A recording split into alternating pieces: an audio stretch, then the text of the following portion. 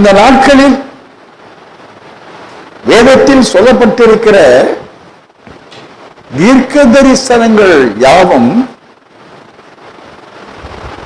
சொல்லுமென்றால் 1817 தீர்க்க தரிசனங்களில் ஆரம்பமான தீர்க்க தரிசனம் ஆதியாகமம் 3ஆம் அதிகாரம் 15வது வசனமாகவும்,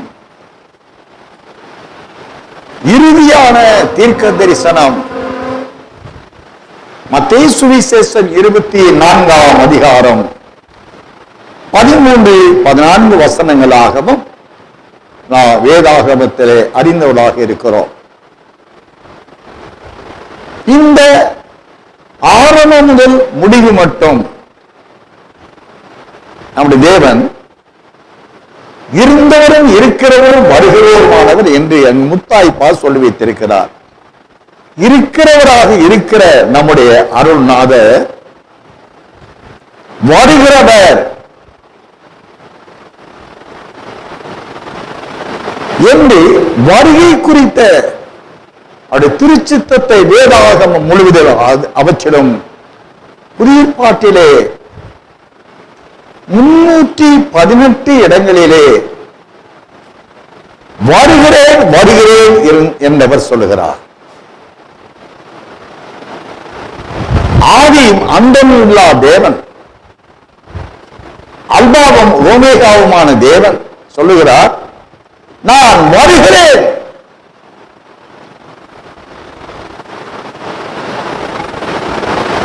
ஆதியிலே ஏதேன் தோற்றத்திற்கு ஆதியாகமம் 3ஆம் அதிகாரம் 8ஆம் வசனத்தில் அனுதினமும் பகலில் குளிர்ச்சியான வேளையிலே ஆதாம் ஏவாளை சந்திக்க உறவாட அவர்களை நோக்கி அனுதினம் வந்து சென்றார்.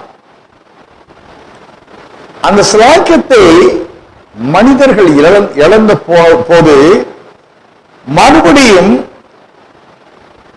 ஆதாம் ஏவாள் அடைந்திருந்த தேவன் சந்திக்க தகுதியை அவர்களுக்கு கிடைக்கப்பெற செய்த அதனிமித்தமாய் அவர்கள் அடைந்த ஜீவ ஆத்மாவான மனுஷர்களை மறுபடியும் ஆயத்தப்படுத்தி அவர்களை சேர்த்துக் கொள்ள வருவதாகவே வேதம் நம்மை போதித்துக் கொண்டு இருக்கிறது.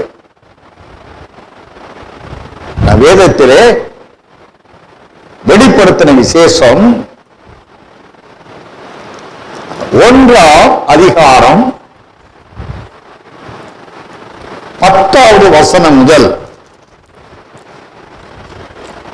20வது வசனம் வாசிக்கலாம். கர்த்தருடைய நாளில் ஆவிக்குள்ளானேன். அப்பொழுது எனக்கு பின்னாலே எக்கால சத்தம் ஒன்று பெரிதான ஒரு சத்தத்தை கேட்டேன். அது நான் அல்பாவும் உமேகாவும் பிந்தினவரும் முந்தினவருமாய் இருக்கிறேன். நீ காண்கிறதை ஒரு புஸ்தகத்தில் எழுதி ஆசியாவில் இருக்கிற எபேசு, சிமிர்னா, பெர்கமு, தியத்திரா, சர்தை, பிலதெல்பியா, லவோதிகேயா என்னும் பட்டணங்களில் உள்ள 7 சபைகளுக்கு அனுப்பு என்று விளம்பினது. அப்பொழுது என்னுடனே பேசின சத்தத்தை பார்க்க திரும்பினேன். திரும்பின போது 7 பொன் குத்து விளக்குகளையும் அந்த 7 குத்து விளக்குகளின் மத்தியிலே நிலையங்கி தரித்து மார்பருகே பொற்கட்சி கட்டியிருந்த மனுஷகுமாரனுக்கு ஒப்பானவரையும் கண்டேன். அவருடைய சிரசும் மயிரும் வெண்பஞ்சை போலவும் உறைந்த மலையை போலவும் வெண்மையாயிருந்தது. அவருடைய கண்கள் அக்கினி ஜுவாலையை போலிருந்தது. அவருடைய பாதங்கள் உலைக்களத்தில் காய்ந்த பிரகாசமான வெண்கலம் போலிருந்தது. அவருடைய சத்தம் பெருவெள்ளத்து இறைச்சலை போலிருந்தது. தமது வலது கரத்திலே 7 நட்சத்திரங்களை ஏந்தி கொண்டிருந்தார். அவர் வாயிலிருந்து இருபுறமும் கருக்குள்ள பட்டயம் புறப்பட்டது. அவருடைய முகம் வல்லமையாய் பிரகாசிக்கிற சூரியனை போலிருந்தது. நான் அவரை கண்டபோது செத்தவனை போல அவருடைய பாதத்தில் விழுந்தேன். அப்பொழுது அவர் தம்முடைய வலது கரத்தை என்மேல் வைத்து என்னை நோக்கி, பயப்படாதே, நான் முந்தினவரும் பிந்தினவரும் உயிருள்ளவருமாய் இருக்கிறேன். மரித்தேன், ஆனாலும் இதோ சதா காலங்களிலும் உயிரோடு இருக்கிறேன். ஆமேன். நான் மரணத்திற்கும் பாதாளத்திற்கும் உரிய திறவுகோல்களை உடையவராய் இருக்கிறேன். நீ கண்டவைகளையும் இருக்கிறவைகளையும் இவைகளுக்கு பின்பு சம்பவிப்பவைகளையும் எழுது. என் வலது கரத்தில் நீ கண்ட 7 நட்சத்திரங்களின் ரகசியத்தையும் 7 பொன் குத்து விளக்குகளின் ரகசியத்தையும் எழுது. அந்த 7 நட்சத்திரங்களும் 7 சபைகளின் தூதர்களாம். நீ கண்ட 7 குத்து விளக்குகளும் 7 சபைகளாம். ஆமென். அருமையான கர்த்தருடைய பிள்ளைகளே, நான் வாசித்த இந்த வேத பகுதியிலே 3 பகுதிகளை இங்கே திவ்ய வாசனாய் யோவான் கண்டு அதை எழுதி வைத்திருப்பதை நாம் அறிகிறோம். முதலாவது 13ஆம் வசனம் முதல் 17 வசனம் முடிய உள்ள பகுதியிலே சர்வலோகத்தின் அதிபதியாகிய அன்பின் ஆண்டவர் இயேசு அவர் உன்னதத்தில் சிங்காசனத்தில் அமர்ந்திருக்கிற நிலையை திவ்யவாசன யோவான் பார்க்கிறார். அடுத்தாற் போல அவருக்கு முன்பாக இருக்கிற 7 சபைகளை அவர் காண்கிறார். மூன்றாவதாக நான் சதா காலங்களிலும் உயிரோடு இருக்கிறேன் என்று முடிவுரை எழுதிய திவ்யவாசன யோவான் அதற்கு முன்பாக 18ஆம் வசனத்திலே நான் மரித்தேன், இதோ சதா காலங்களிலும் உயிரோடு இருக்கிறேன் என்று சொல்லுகிறார். பிதாவாகிய இயேசப்பா பார்த்து எழுத சொல்லுகிறார். அவருக்கு முன்பாக இருக்கிற 7 சபைகளை குறித்து எழுத சொல்லுகிறார். 7 சபைகள் என்றால் 7 சபைகள், அந்த 7 சபைகள் என்ற 7 குத்துவிளக்குகள், அந்த 7 குத்துவிளக்குகளில் மத்தியில் உலாவுகிற ஆண்டவர், அவருடைய வலது கரத்தில் இருக்கிற 7 நட்சத்திரம் கண்ட 7 தூதர்கள் என்ற 7 அப்போஸ்தலர்கள், இவர்கள் அனைவரும் சேர்த்து நீ கண்டவைகளை எழுதுன்னு சொல்லுவோம். உனக்கு முன்பாய் இருக்கிறவைகளை எழுதுன்னு சொல்லுகிறார். நீ கண்ட அன்பு பிதாவாகிய தேவனுடைய சமூகம் எப்படிப்பட்டது என்பதை எழுது. அங்கே சென்று அடைவதற்கு சதா காலங்களிலும் அந்த இடத்திலே சென்று அவரோடு கூட சிங்காசனத்திலே ஒன்றரை கலந்து கொண்ட நித்திய வாழ்க்கை வாழ அதற்கு தகுதிப்படுத்துகிற 7 அந்த 7 சபைகளுக்கு என் ஏற்படுத்தப்பட்ட 7 நட்சத்திரங்களையும் குறித்து எழுது. இந்த 7 சபைகள், 7 சபைகளில் உள்ள 7 அப்போஸ்தலர்கள், ஒவ்வொரு சபைக்கும் அனுப்பப்பட அவர் கரத்தில் இருந்த அப்போஸ்தலர், இவர்களை கொண்டு தேவனுடைய சமூகத்திலே என்றென்றைக்கும் வெளிப்படுத்தல் 1ஆம் அதிகாரம் 13 முதல் 17 வசனங்களில் உள்ள உன்னதமான தேவனோடு உறவாட வாழ தேவன் சபையுள்ள அப்போஸ்தலனையும் தேவன் தெரிந்து வைத்து அதை சொல்லுகிறார். நீ கண்ட என்னையின் சமூகத்தை எழுது. எனக்கு முன்பாக இருக்கிற 7 சபைகளும் 7 சபைகளின் அப்போஸ்தலர்களை குறித்து எழுது.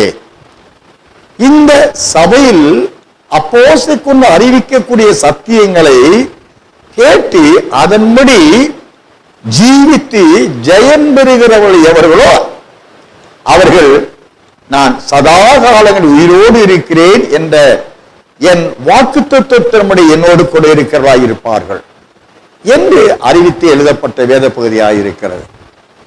நாம் சீயோனுக்கு செல்ல வேண்டும் என்றால் அல்லது அவருடைய உன்னதமான தேவனாகிய நம் தந்தை இருக்கிற இடத்திற்கு நாம் சென்றடைந்த நித்தியமாய் வாழ வேண்டும் என்றால் அதற்கு நம்மை ஆயத்தப்படுத்துகிறது அவருக்கு முன்பாக இருக்கிற 7 குத்துவிளக்குகள், 7 சபைகளே.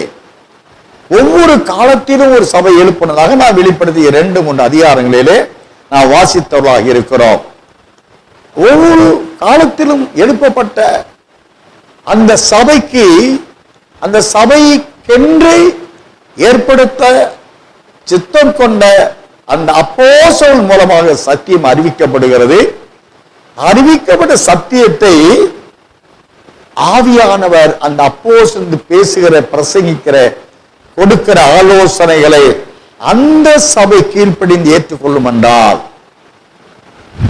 அது அந்த சபையில் ஏற்றுக்கொள்ளுகிறவர்களுக்கு தேவன் ஜெயம் கொண்டவர்களாக ஏற்றுக்கொள்கிறார். 7 சபையில் பார்க்கிறார். ஆவியான சபைகளுக்கு சொல்லுகிறதை காதுள்ளவன் கேட்க கடவன் என்று சொல்லப்படுகிறது. காதுள்ளவர்களாக இருந்து ஆவியானவரால் சொல்லுகிற சத்திய வசனங்களுக்கு கீழ்ப்படிந்து பொல்லாத சத்ருவாய சாத்தானை தோற்கடித்து அவனை உண்டாக்கப்பட்ட பாவம் ஜெயம் கொள்ளுகிறவர்கள் எவர்களோ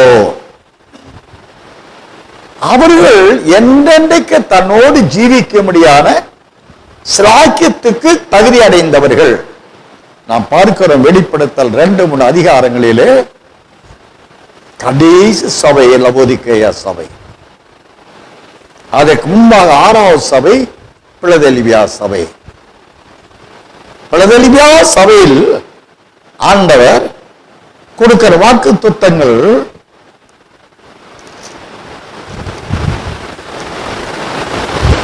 10 முதல் 12 முடிய வாசிப்போம். என் பொறுமை குறித்து சொல்லிய வசனத்தை நீ காத்துக்கொண்டபடியினால் பூமியில் குடியிருக்கிறவர்களை சோதிக்கும்படியாக பூச்சக்கரத்தின் மேலெங்கும் வரப்போகிற சோதனை காலத்திற்கு தப்பும்படி நானும் உன்னை காப்பேன். இதோ சீக்கிரமாய் வருகிறேன். ஒருவனும் உன் கிரீடத்தை எடுத்துக்கொள்ளாதபடிக்கு உனக்குள்ளதை பற்றி கொண்டிரு.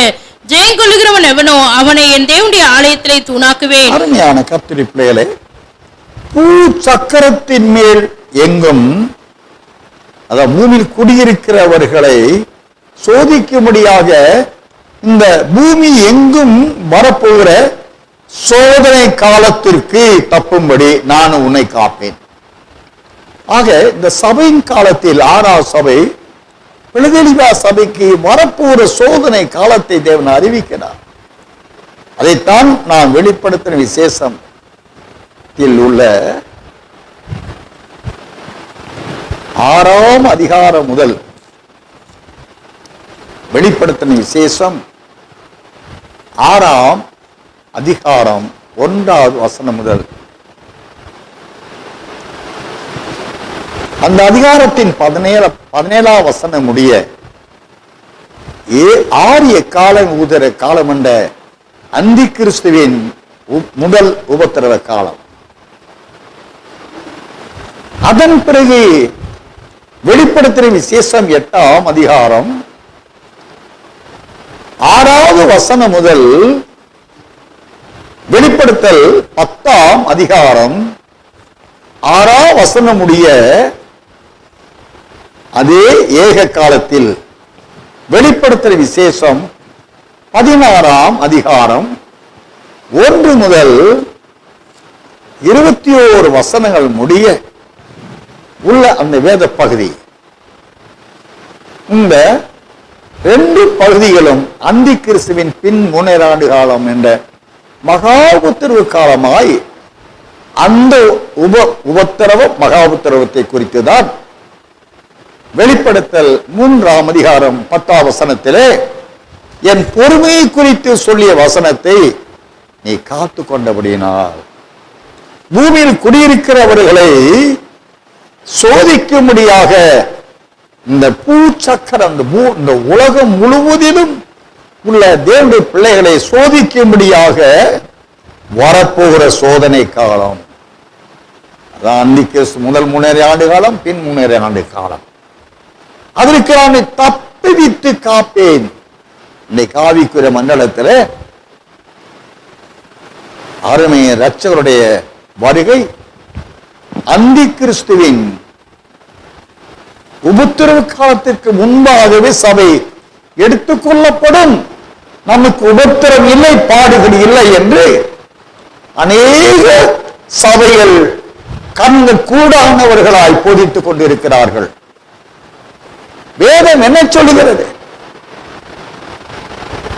கடைசி நாட்களிலே பூமியில் குடியிருக்கிறவர்கள் சோதிக்கும்படியாய் இந்த பூலோகம் எங்கும் வரப்போகிற சோதனை காலம். அந்த காலத்தில் அவர்கள் தேவனால் இயேசு மகாராஜாவால் தப்பிவிக்கப்படக்கூடிய ஒரு கூட்டம் உண்டு.